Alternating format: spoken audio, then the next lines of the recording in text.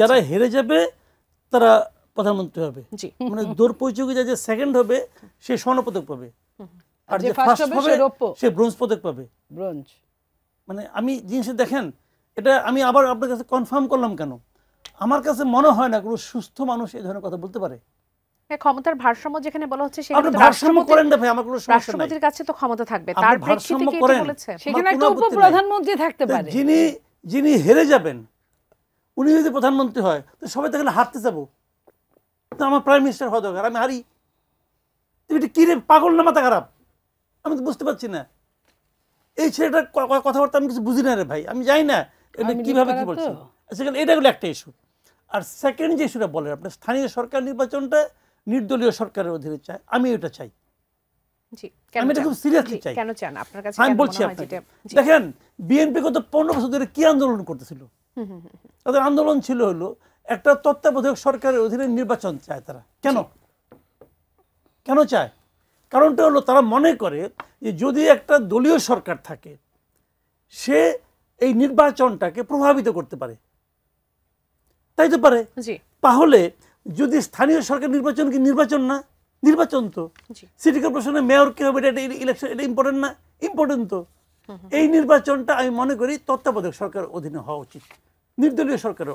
কারণ যদি ধরেন আগামীতে ক্ষমতায় বিএনপি গেল, তখন বিএনপির আমলে তখন স্থানীয় সরকার হবে, কোনো ইলেকশন হবে না, সব নমিনেশন হবে, বলে দেব তুমি তুমি তুমি তুমি, হয়ে গেল।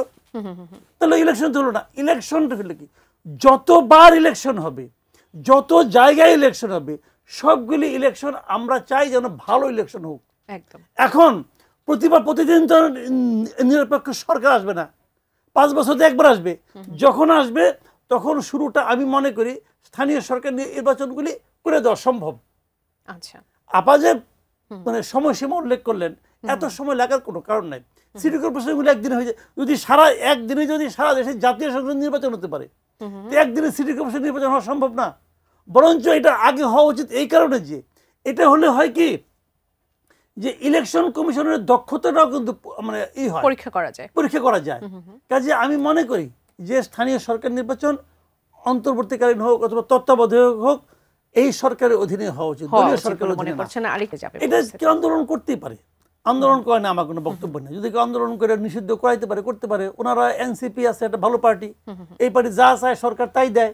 জামাত, আওয়ামী লীগ নিষিদ্ধের পর যদি জামাত নিষিদ্ধ হয়, সেক্ষেত্রে জামাত নিষিদ্ধ হবে, নির্বাচনের উপর বিএনপি চাইতে পারে, বিএনপি নিষিদ্ধ হয়ে যাবো। সব পার্টি নিষিদ্ধ, ওনারা চাইলেই তো পায়, ওনারা চাইলেই পায়, অসুবিধা কি আছে? সব নিষিদ্ধ, কে থাকবে? একমাত্র এনসিপি থাকবে। কারণ ওনার হিসাব করে দেখছে ভোটে খেয়ালে একজনও পাস করবো না। আমি আগে মনে করতাম আমি একজন পাস করবো, এখন আমার হিসেবে বলে একজনও পাস করবে না, জামানত বাজেয়াপ্ত হবে। তো যদি পাস না করে তাহলে তাদের তাহলে ক্ষমতা যাওয়ার উপায়টা কি? সব নিষিদ্ধ, আমি একা থাকুম।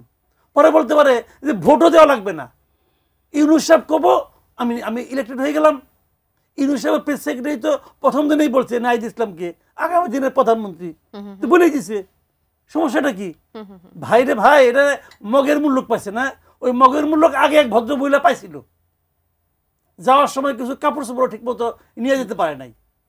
তো মগের মূল্য যদি কেউ মনে করে তাদের যে কি পরিণতি হবে, এটা ভাই আমি ভাই এটা মানে বলে ঠিক করতে পারছি। ওটা তো যাওয়ার জায়গা ছিল, যাওয়ারও জায়গা থাকবো না।